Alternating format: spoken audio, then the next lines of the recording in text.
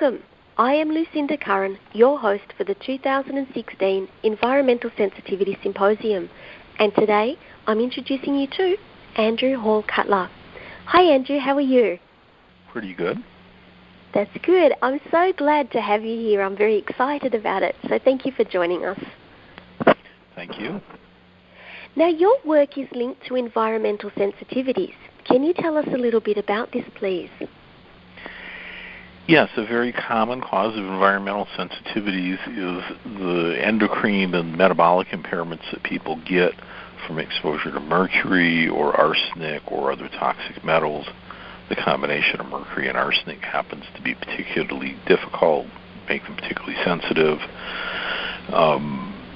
Then people get these fairly dramatic symptoms where they're very miserable, and there's this obvious cause, like somebody puts a smart meter next to your home and feels like somebody just shot a flamethrower into your brain.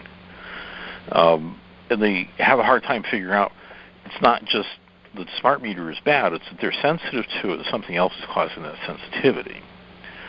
And so you get a lot of people in difficult situations being very miserable, other people deciding they're nuts, not having very much medical help, because nobody's really looking at, why are these people sensitive? People are sensitive to different weird things. Lots of people, there's this or that thing they can't eat.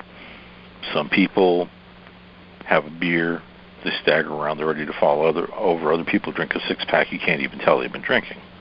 People are very different in their responses to things.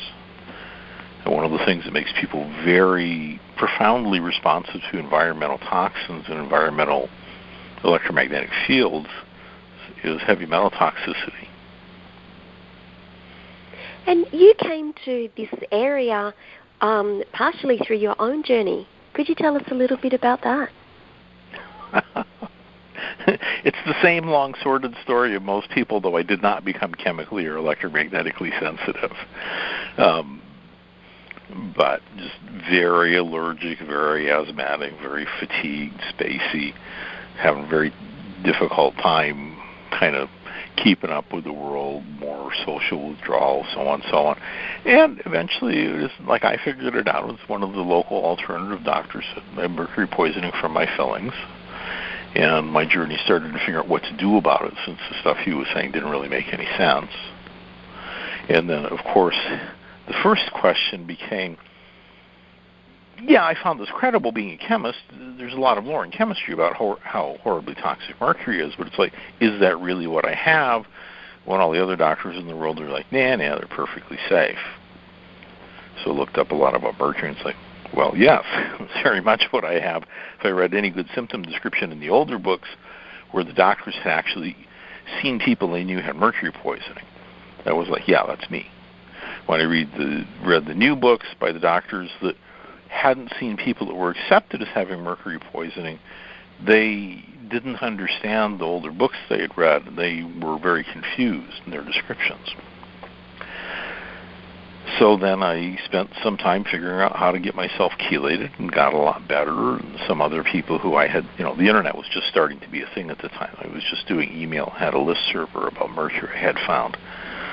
So other people that I had talked to about what was going on decided to try this, and worked very well for them. After working well for a lot of people, I wrote my first book kind of to get it out of my system, thinking I would go back to being an engineering consultant, but that never happened. The book sold. I ended up doing more work in this field. That's fantastic. Now, I'm going to ask you the curly question, and this is quite a personal one. So, What was the first thing that you ever wanted to be? I use that as a security question because it's so crazy, so I'm not going to tell you. But it's nothing obscene or interesting. Oh, no. I just remember when I was about 4, my dad asking me, and I said what I said, and he just started laughing. But it's so off the wall that it's a great security question. I'm not going to give it away and have to go change that at all my banks and stuff. Okay, well, maybe what was the second thing you ever wanted to be? That I don't remember. That's more mundane. I don't remember that.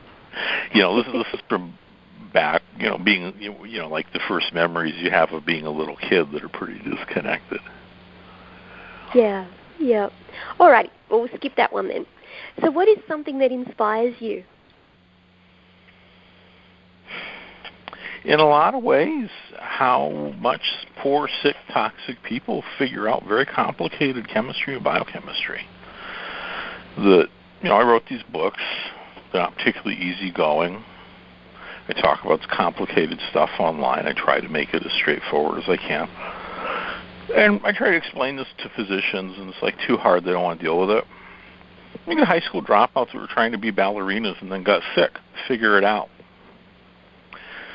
Really ordinary people figure it out because they have to. And a lot of them figure it out for their kids because they have to. And that has really always impressed me. Ordinary people that aren't busy being important really can do a lot, and they do when they have to. That's always impressed me. That's wonderful. Well, everybody, you've just heard a little bit from Andrew Hall Cutler, and if you'd like to hear a whole lot more, come along to the 2016 Environmental Sensitivity Symposium. We'll see you there.